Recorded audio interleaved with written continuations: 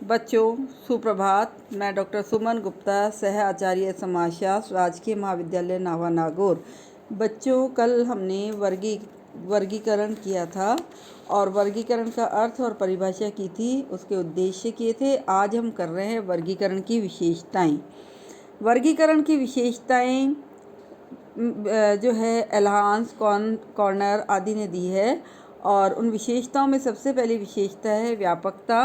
वर्गीकरण की प्रथम विशेषता ये है कि उसका क्षेत्र व्यापक होना चाहिए, अर्थात कोई भी इकाई, समग्र की कोई भी इकाई किसी न किसी वर्ग में आनी चाहिए, कोई भी इकाई उसमें छूटनी नहीं चाहिए।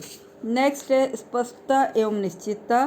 सभी वर्गों का निर्माण इस प्रकार से किया जाए कि वह स्पष्ट हो, सरल हो, सुनिश्चित हो और कहीं ना कहीं उस इकाई का इकाई को स्थापित किया जाना चाहिए।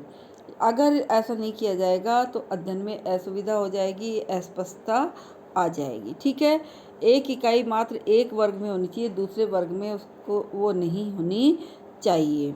दूसरा है स्थिरता। वर्गीकरण में स्थायित्व भी होना चाहिए। श्रेष्ठ वर्गीकरण का आवश्यक लक्षण है ये।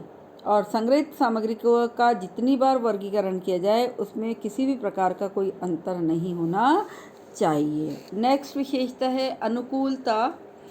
अनुकूलता की जब हम बात करेंगे तो हम कहेंगे शोध के उद्देश्य के अनुरूप वर्ग की रचना की जानी चाहिए।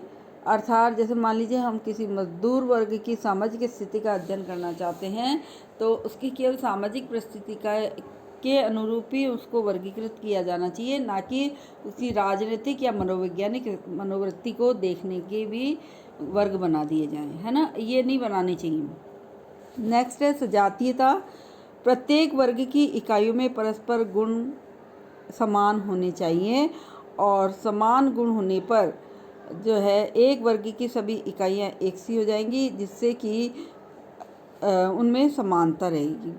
उस गुण का अन्य वर्गों में अभाव होना चाहिए, अर्थात एक गुण की एक ही वर्ग बनाया जाना चाहिए। एक गुण का व्यक्ति, एक गुण की इकाई दूसरे वर्ग में सम्मिलित नहीं होनी चाहिए। नेक्स्ट है लचीलापन।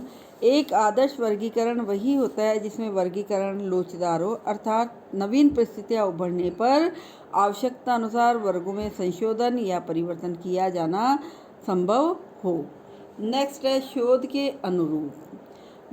बच्चों, वर्गीकरण का आधार शोध के अनुरूप होना चाहिए, अर्थात हम ये कहेंगे कि मान लीजिए दो श्रमिक समूह का अध्ययन गांव और नगर के आधार पर किया जा रहा है तो बुद्धि लब्धि पर आधारित वर्गीकरण अर्थहीन होगा। फिर कैसे होना चाहिए? उनके निवास स्थान का संबंध बुद्धि लब्धि से नहीं होता है। तो इसलिए हम कह रहे हैं वर्गीकरण का आधार शोध के अनुरूप होना चाहिए।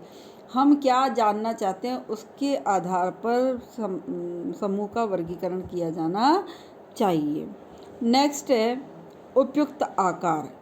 वर्गीकरण के अंतर्गत आने वाले सभी वर्ग न तो बहुत अधिक विस्तृत हो न बहुत अधिक संकीर्ण हो। मतलब विस्तृत हो जाएगा तो शोध कार्य करने में दिक्कत हो जाएगी और संकीर्ण हो जाएगा तो शोध की जो उपलब्धियां है, निष्कर्ष है, वो पक्षपातपूर्ण हो जाएंगे। इसलिए उपयुक्त आकार हमें वर्गीकरण का लेना चाहिए। अध्ययन की सामग्री की मात्रा अर्थात संख्या एवं गुण देखकर दो वर्गों की संख्या निर्धारित की जानी चाहिए। ठीक है ना। इस तरह से हम ये कहेंगे कि वर्ग की तुलना एवं विश्वसनीयता को बनाए रखने की दृष्टि से वर्गों की संख्या और उसका आकार ठीक ठीक होना चाहिए।